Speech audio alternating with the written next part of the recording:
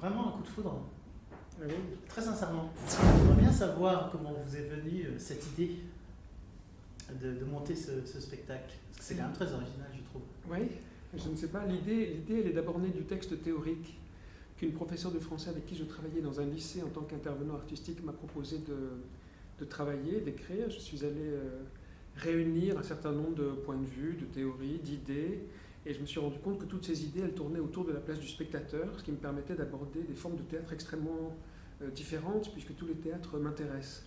Ensuite, j'ai eu l'occasion de lire ce texte d'abord à Tokyo, une sorte de conférence qu'on m'a proposé de donner, puis ensuite au Festival d'Avignon. C'est le metteur en scène Jean-Charles Mouveau qui m'a invité à donner cette conférence au théâtre du Petit Louvre.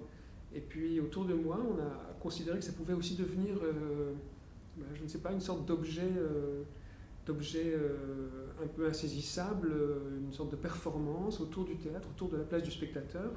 Et quand Alain Timard au Festival d'Avignon m'a proposé de le rejoindre dans la chapelle, j'ai proposé de m'emparer de cette conférence et puis d'en faire une performance, un spectacle, et mettre à l'épreuve le spectateur de toutes les théories que je pouvais avancer dans ma démonstration en tant que performeur, conférencier et moi-même spectateur d'une certaine manière. Et vous pouvez me parler des références, parce qu'elles sont énormes. Bon, ce sont des foutaises. C'est de la frime, c'est de la poudre aux yeux, et j'espère en jouer assez pour que ce soit suffisamment clair pour tout le monde. C'est-à-dire qu'il y a un certain nombre de phrases, de choses entendues, de phrases récupérées ça et là, qui m'ont frappé, qui m'ont marqué, des impressions, des intuitions, et puis des mots entendus à la radio, lors d'émissions, lors d'entretiens que j'ai pu moi-même réaliser avec des individus, puis certaines phrases comme ça qui m'ont marqué, je les ai simplement, je les ai jamais notées, je les ai simplement enregistrées, et puis j'en ai fait comme des sortes de règles, de jalons qui me permettent d'y voir clair dans ce que j'attends moi en tant que spectateur, mes exigences. Alors ce sont des phrases de gens très très différents. C'est Jean-Luc Lagarce, c'est Coltès, c'est Gilles Deleuze, c'est Philippe Mignana, Olivier Py, Enzo Corman, Joseph Danan, mais ce sont des petites phrases comme ça récupérées ça et là lors d'ateliers, lors de recherches, lors de Godard lectures. aussi. Pardon ? De Godard aussi. De Godard, de Jean-Luc Godard, de Marguerite Duras, oui. Mais qui disent des choses tout à fait savoureuses, essentielles, importantes. Quand Godard dit le théâtre ça m'intéresserait mais il parle trop fort, c'est vrai que je trouve ça tout à fait savoureux et intéressant. Et puis en fait je ne savais pas très bien toujours quoi faire de ces petites phrases, ce qui permet, des phrases qui permettent peut-être aussi de faire des portraits qui rendent hommage à des gens dont je trouve l'influence très importante et puis l'intelligence très supérieure. Donc ce sont des sortes d'hommages aussi que je souhaitais rendre à travers c'est quand même une grande clownerie, c'est ça. Mais qui rend hommage à des grands et puis à des références pour moi importantes. Mais j'espère en jouer assez avec le spectateur, oui, qu'il ne se sente pas écrasé par une prétention et une pédanterie. Non. Absolument pas. C'est absolument pas ce qu'on ressent. J'ai aussi l'impression d'avoir pris un cours de théâtre. C'est aussi la sensation que j'ai eue et que j'ai vraiment adoré. Est-ce que vous avez pensé à ça aussi ? En fait, c'était pas mon intention du tout de donner un cours de théâtre. Non, certainement pas, mais parce que sans le spectateur, il n'y a pas le théâtre, sans le théâtre. Voilà. Oui, c'est ça, c'est le lien que j'ai ressenti. Bien sûr, c'est-à-dire qu'en fait, ce qui m'intéresse, j'avoue, et d'une manière extrêmement personnelle, subjective, ce qui m'intéresse dans le théâtre, c'est toujours cette relation qui s'élabore, qui grandit, qui se construit entre la salle et la scène. Quelle que soit cette relation, même quand il s'agit d'une non-relation, d'une absence de relation qui va faire de moi un pur voyeur, c'est ce qu'on peut voir dans l'œuvre de Simon Stone récemment, chez Cyril Test aussi, il y a des choses de cet ordre-là, ou alors une relation extrêmement généreuse, spectaculaire, chez Vincent Macaigne ou chez d'autres, où tout d'un coup on est totalement pris à partie. Et en fait, ce sont toutes ces relations très différentes qui peuvent se mettre en forme, avoir lieu, prendre vie au théâtre. Et il me semble très intéressant d'essayer d'étudier comment spectateur on perçoit cette relation, comment on y participe, comment on la vit, comment on l'éprouve, parfois dans un ennui terrible jusqu'à la mort, parfois dans une fête qui va nous marquer définitivement. C'est bien de cette relation-là qu'il est question. Alors si c'est un cours de théâtre, ce serait plutôt une sorte de développement autour de ces relations différentes possibles qui s'établissent ou non, parfois pas du tout, entre la salle et la scène, qui font du spectateur un acteur à part entière de la représentation, et non pas un consommateur passif. C'est ce qui le distingue d'ailleurs de toutes les autres... Ici, au théâtre, c'est ce qui distingue sa place de bien d'autres endroits où il est considéré véritablement comme un consommateur. Là, c'est un acteur à part entière de la représentation. D'ailleurs, grâce à Cyril Test, que j'adore, vraiment, je me suis aperçu que j'aimais être spectateur-voyeur. Oui. C'est quelque chose que j'aime avec lui, à travers lui, parce que ce qu'il me propose m'intéresse. En fait, il faut que ça m'intéresse pour pouvoir accepter d'être voyeur. Et lui m'intéresse par la brillance de ce que je vois, en fait. Il y a eu un élan comme ça, de cœur. J'ai l'impression que vous savez tout faire déjà. C'est impressionnant. Je vois un clown, je vois un mime. Je trouve qu'il y a beaucoup de mimes chez vous. Est-ce que vous avez abordé tous ces chemins-là dans votre... Mais c'est précisément parce que je ne sais rien faire que j'essaye de tout faire et du mieux que je peux, et à peu près quand même n'importe comment, parce que... musicien... Non,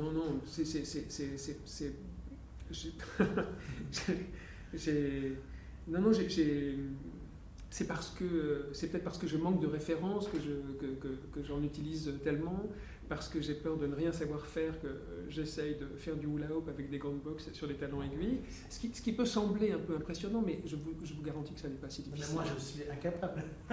Mais sans talons aiguilles. Peut-être qu'avec talons aiguilles peut-être. Non, je vous assure, non, c'est pas si compliqué. C'est tout en parlant et en parlant vite.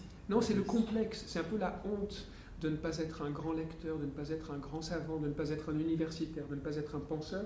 C'est cette honte qui me donne la force de peut-être accumuler différentes choses et d'en faire état et de les rassembler ici, en plus dans l'effort d'être spectateur, où je voulais faire la synthèse des différents métiers que j'ai pu faire dans le monde du théâtre, que ce soit du côté de la critique, du journalisme, du côté de l'écriture, de la mise en scène, du jeu. Je suis un épouvantable comédien, je suis un très très mauvais comédien et j'en suis tout à fait conscient. C'est pour ça qu'ici, je suis plutôt un performeur ou un conférencier. Je vais essayer de me transformer, je fais de mon mieux. On ne pourra pas m'accuser d'être insincère, ça j'y tiens beaucoup. Mais pour le reste, je sais que je suis très très approximatif. Et quand vous dites quelques vers ou quelques mots de théâtre classique, à ce moment-là, c'est très beau. C'est vrai, vous trouvez ? J'ai trouvé ça très beau. Je suis toujours terrorisé à l'idée d'être parfaitement ridicule. C'est absolument pas ridicule. Je vous remercie. Et la seule chose que j'ai un peu moins aimé, si vous voulez que je vous dise quelque chose de négatif, éventuellement, c'est quand vous chantez. Je tiens pas. Mais c'est quand vous chantez, j'aime un peu moins. Voilà. Ah oui ? J'aime un tout petit peu moins à ce moment-là. C'est tout. Mais j'aime bien quand même. J'ai peut-être pas très bien chanté ce jour-là. J'étais peut-être un peu fragile. Oui, j'avais un peu perdu ma voix. Parce que comme je ne suis pas un bon comédien, et comme je suis même un assez mauvais comédien, je ne maîtrise pas du tout mes outils. Je ne maîtrise pas ma voix du tout. Donc il m'est arrivé à plusieurs reprises, ici même, en Topor, ou même ailleurs, de casser ma voix au fil de la représentation. Après, je la retrouve le lendemain, mais je suis toujours allé au bout de la représentation. Et puis quelquefois, quand j'en finis avec moi-même, quand je vais jusqu'à perdre ma voix, je me dis que c'est peut-être dans l'ordre des choses. C'est-à-dire que l'énergie que je me suis imposée d'avoir dans cet exercice, parfois me pousse quand même un peu au bord de la crise cardiaque. Et je me dis que ma performance, elle a aussi à voir avec ça. C'est-à-dire qu'il faut que j'accepte de me mettre en danger, parce que c'est ce que j'ai aussi demandé aux comédiens avec lesquels j'ai travaillé. C'est aussi ce que j'ai exigé en tant que spectateur d'un certain nombre d'artistes, de comédiens ou d'univers. Alors j'ai envie d'être moi-même, c'est la moindre des choses, capable d'aller au bout de mon raisonnement et de mon exigence. Moi, je ne suis absolument pas d'accord avec vous sur le fait que vous soyez un mauvais comédien. Tant pis, on n'est pas d'accord. Je suis ravi. Mais... Dans la salle, il y avait plein de comédiens quand j'étais là. Ouais. Il y en a plein du métier qui viennent vous voir. Ils trouvent tous que c'est formidable ce que vous faites. Donc, mince. Je vous remercie. Disons-le. Si on parlait juste de technique, vous avez une diction parfaite, on va dire le contraire. Vous avez un flow, mais d'une vitesse incroyable, avec des césures qui sont extrêmement justes. J'ai presque été dérangé parfois par la vitesse du phrasé, parce que vous avez tellement de choses à dire dans un temps qui reste assez court. Je me suis dit, il est obligé d'aller vite. Et en même temps, les césures étaient tellement propres et tellement justes que du coup, ça faisait des temps de pause dont j'avais besoin. Donc rien que ça déjà, moi j'adorais. Rien que pour parler technique, pure technique. C'est pas du tout réfléchi, mais je me suis rendu compte au théâtre en tant que spectateur que ce n'est pas tellement ce qui était dit qui pouvait m'intéresser, c'est évidemment l'invention de la langue, ce sont les mots, c'est l'écriture, mais c'est toujours par l'énergie, la vitalité, la puissance des comédiens et des comédiennes que j'entends ce qui se dit. J'entends la langue, j'entends un style, j'entends l'invention d'une langue, mais c'est par l'énergie que cela me parvient.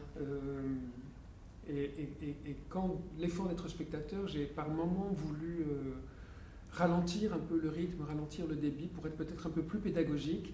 Je me rendais compte que j'étais peut-être entendu, mais que je n'étais plus du tout compris. Alors que par le rythme, par l'énergie, par la vitalité, j'ai le sentiment qu'on pardonne la difficulté du propos parce qu'on comprend mieux de quoi il est question grâce à l'énergie par laquelle les mots parviennent. Est-ce que vous avez la sensation aussi d'avoir un charme fou quand vous êtes sur scène? Je vous fais une déclaration. Je veux bien. Un petit peu quand même, un comédien est un peu cabotin. Ah, il n'est pas un peu comme... Il est totalement pute. Ça, je suis totalement pute. Oui, bien sûr, je travaille une putasserie que j'essaye d'aiguiser à chaque fois. Mais je crois bien que la peur de ne pas être pardonné de tout ce que j'inflige fait que je veux peut-être être dans une grande séduction pour que l'on me tolère, que l'on me pardonne de tout ce qui va ensuite se produire, ensuite par la putasserie. Peut-être que c'est ça, le comédien, il négocie, il organise, il exploite sa putasserie. C'est par là, peut-être parce que je dois aussi assumer est-ce que je pense, est-ce que je dis, est-ce que je fais, ce que j'ai organisé moi-même là sur ce plateau. J'essaye au moins de ne pas déplaire quand par le propos et par le parole, j'accable tout le monde d'une pensée qui est la mienne. Oui, parce que vous dites des choses qui sont quand même parfois un peu... ça va loin, ce que vous racontez. J'ai adoré, moi, parce que j'ai vu un second, deuxième, troisième degré. En plus, au rond-point, voilà, quoi, ça fonctionne parfaitement. C'est un lieu d'une liberté formidable. Ben oui, c'est ça. Moi, ça m'a fait sourire parfois quand vous parlez des mauvais comédiens de boulevard ou autre. Ouais. Ça me fait sourire parce que je sens au fond de moi que c'est pas... Il y a toujours des parts de vérité en tout, mais... c'est pas si vrai que ça, parce que ça se voit que vous aimez le théâtre de toute façon. Ah oui, tout le cinéma, le cinéma dont je parle, je suis d'une mauvaise foi terrible. Le passage entre les différences entre le cinéma, la télévision un peu, parce que c'est bon, et le théâtre, c'est pour moi un des passages les plus incroyables. Vous pouvez me dire juste une ou deux références de ça, quand vous dites par exemple... on regarde vers le haut. Alors ça, vous savez, c'est une phrase de Godard, de Jean-Luc Godard. Au cinéma, on regarde vers le haut, alors qu'avec la télévision, on regarde vers le bas. J'adore. C'est très juste. C'est très extrêmement juste. Ouais. Godard est un génie, et puis toutes les... L'effort d'être spectateur, c'était aussi me permettre d'aborder des théâtres aussi opposés les uns aux autres, mais qui cohabitent tous justement pour la place qui est accordée aux spectateurs, qui a peut-être besoin de voir plusieurs théâtres différents. Je crois que les spectateurs, en tout cas que je connais, que je côtoie, sont tous des spectateurs qui vont voir des théâtres différents, qui s'intéressent à plusieurs formes de théâtre, à plusieurs propositions possibles, à plusieurs relations possibles entre la scène et la salle, plusieurs univers, évidemment. Donc je crois que notre besoin de spectateur, dans l'inconfort qui est celui de la salle de théâtre, il embrasse quand même des univers très très différents et parfois très opposés. Et heureusement. Des objets sur cette scène. Ça vient de qui tout ça? En fait, ça vient de tout vient de chez moi. J'avais un certain nombre d'objets à ma disposition qui étaient là, donc je ne savais pas très bien quoi faire, qui m'encombraient. Et quand j'ai commencé à réfléchir à la mise en scène, la mise en place de cette conférence, qui initialement devait rester une conférence, je n'étais pas sûr tout à fait de quitter d'ailleurs mes pages, le pupitre, Mais à un moment donné, j'ai voulu illustrer un certain nombre d'idées par des accessoires ou par des objets, et j'avais sous la main des gants de boxe, donc je les ai à un moment donné saisis, parce que ça me permettait de ne plus m'interroger sur la place de mes mains, donc ça me permettait de cacher mes mains. Quand j'ai parlé de la question quand j'ai évoqué le danger dans lequel je veux voir les comédiens à un moment donné se mettre, je veux qu'ils risquent leur peau, j'ai saisi ces talons aiguilles que j'avais là, que j'avais récupérés au théâtre de Belleville, qu'on m'avait gentiment offert, que je n'avais jamais utilisé. Donc je les ai portés, comme évidemment ça me mettait dans une situation d'une grande fragilité. Je trouvais ça intéressant d'illustrer le danger à travers les talons aiguilles. Le hula hoop, je venais de le récupérer d'une manière totalement hasardeuse. J'ai décidé de m'y mettre. Et puis tout ça, en fait, tout n'est pas tout à fait pensé, n'est pas forcément pensé. Mais l'art n'est pas toujours pensé. Je les ai récupérés, je les ai utilisés, et c'est en les utilisant que petit à petit ils ont pris leur sens, ils me sont maintenant indispensables. Mais tout ça s'est organisé d'une manière assez simple, assez limpide, par récupération successive d'objets à portée de main, qui sont devenus les accessoires de la performance. Et le pistolet alors?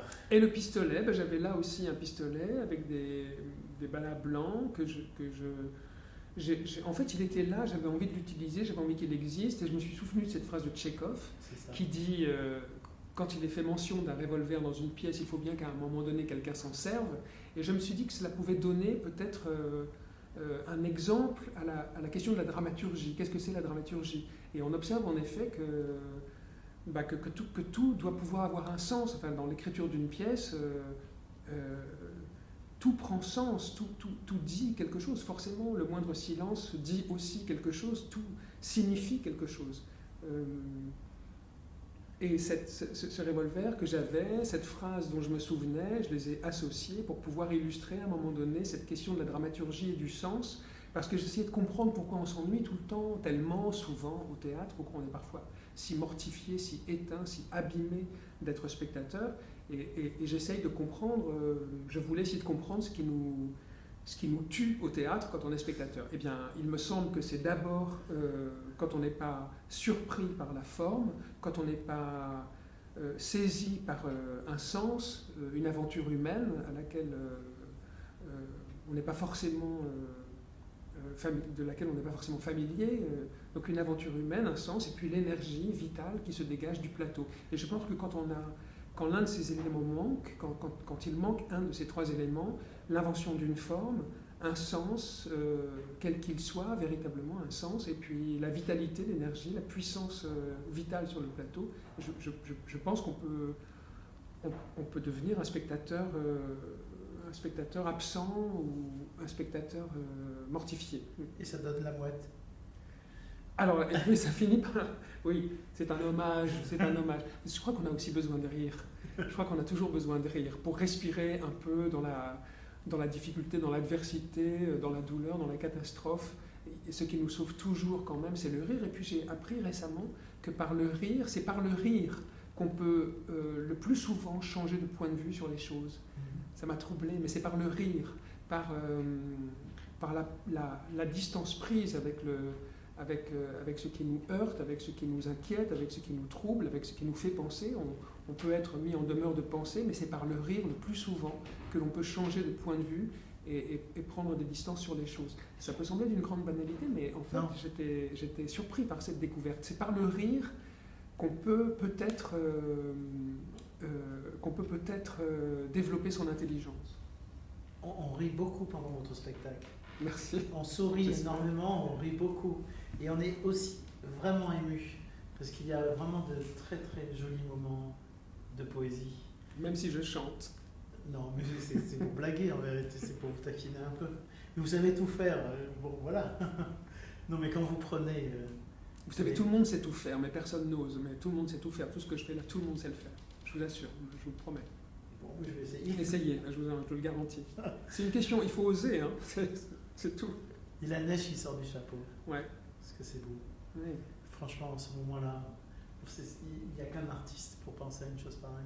Oh, c'est pas très compliqué. C'est pas parce que c'est compliqué que c'est magique. Non, c'est d'une simplicité terrible. Mais c'est vrai que j'aime beaucoup, moi aussi, sur les plateaux, quand tombe la neige, je trouve ça toujours tout à fait magnifique. Alors je crois que vous ne faites pas que être sur scène, vous ne faites pas que mettre en scène, vous travaillez aussi au Rond-Point, vous avez un rôle important au Rond-Point, vous pouvez me parler un tout petit peu? En fait, j'ai rejoint le Théâtre du Rond-Point en 2009, il y a maintenant exactement 10 ans, quand j'ai quitté la Comédie Française. L'administratrice générale de la Comédie Française, Muriel Mayette, m'avait demandé de me décider un peu. Il était très compliqué que je reste secrétaire général et que par ailleurs je me produise dans un cabaret que je voulais absolument reprendre, dans cette même salle ici en Topor, qui s'intitulait « J'existe, foutez-moi la paix ».